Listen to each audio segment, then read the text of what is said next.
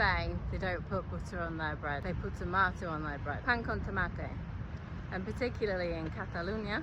I remember when I lived in Madrid many years ago, I took a trip to Barcelona with my friend, and everywhere we went they were putting tomato on their bread instead of oil, which is what we were used to, or nothing. And I didn't get it. And they'd always ask you, they're like, oh, do you want tomato on that? I'm like, no thanks. But I am a massive pan con tomate convert now. It's the best.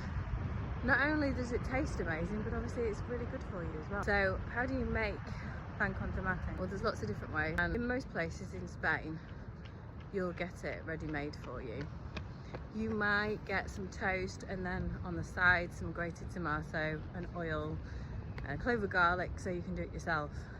But when we first started coming back to Cataluña again, I remember we went to this restaurant and we got some bread, a tomato, an unpeeled garlic clove and some oil and a bit of salt. I was like, why have they given us that? We have to do it ourselves. This is ridiculous. And then I realised that's perfectly fine. That's what they do in some places. And people actually like doing it. And then instead of grating the tomato, you just cut it in half and rub it on your bread. And it's just as good. So after all those years of thinking, why on earth are they putting tomato on their bread?